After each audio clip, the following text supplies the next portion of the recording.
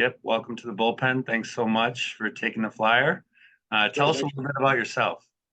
Great, and thanks, Christian, and my colleague Phil for including me. So I've been at JPMorgan for about 3 years. I do not have a background like Deborah, so it's hard to follow that one. I'm a serial banker, I should say. So been in the banking world for about 20 years, all on the commercial banking side. I was with Silicon Valley Bank before joining JPMorgan for 17 years. Was on the tech side for the first part of that, and then transitioned over to life science and healthcare about 10 years ago.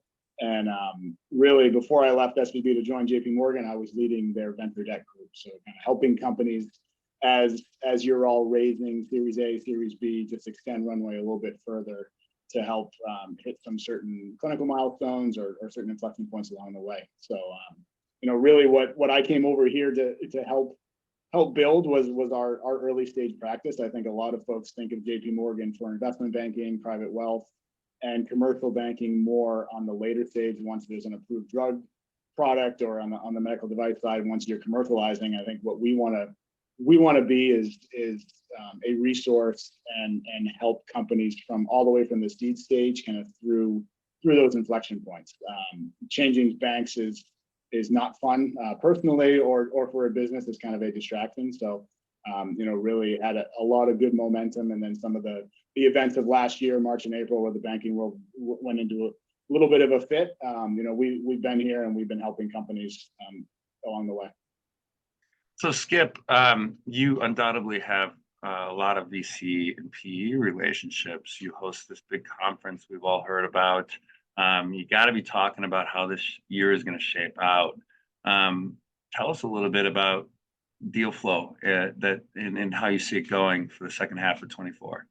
Sure, and maybe I didn't say what I do here. Sorry. So I lead our venture coverage efforts for JPMorgan across life science and healthcare. So I get to work with partners, GPs that are making direct investments into these portfolio companies. So we do have a separate fund that makes direct investments. I want to make it clear I am not part of that. I get a lot of questions about coming to meet companies, but I do hear. What I do hear is a lot of trends, and I get to meet with a lot of investors that are trying to figure out what this year looks like. I think if you put this against, there's a lot of data. I posted a report a few weeks ago on LinkedIn. You can go to actually put some numbers behind it. But if you look back to 2021 and then early 22, the fundraising market was wild, right? You could close around in 2 to 3 months, starting to meet investors early on, and it would just take you 90 days to close a financing. You'd have multiple term sheets, you'd have multiple valuations. You can kind of pick and choose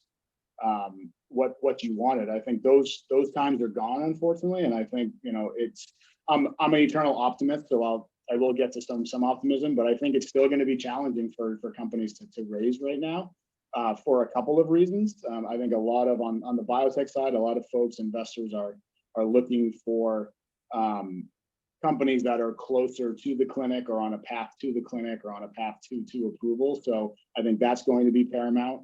I think you'll see a lot of structure on financing, whether it's liquidation preferences or warrants or things of that nature. Tranching is kind of the way of the world these days. Tranching to certain clinical milestones, or hiring of investment teams or C-level executives. And then the other side of it is I think some companies will unfortunately not get financing, which is unfortunate, but I think kind of a necessary evil in this environment.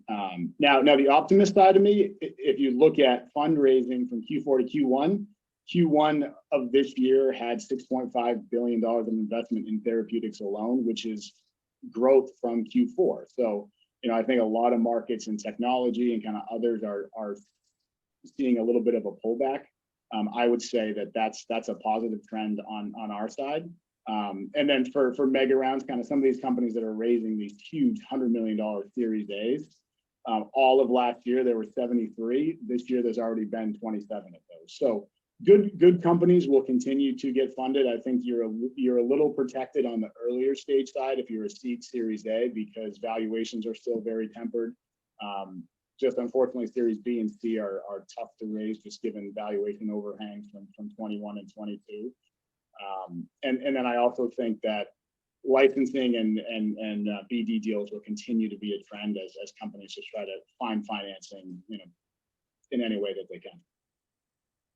Tell me a little bit about bridge rounds.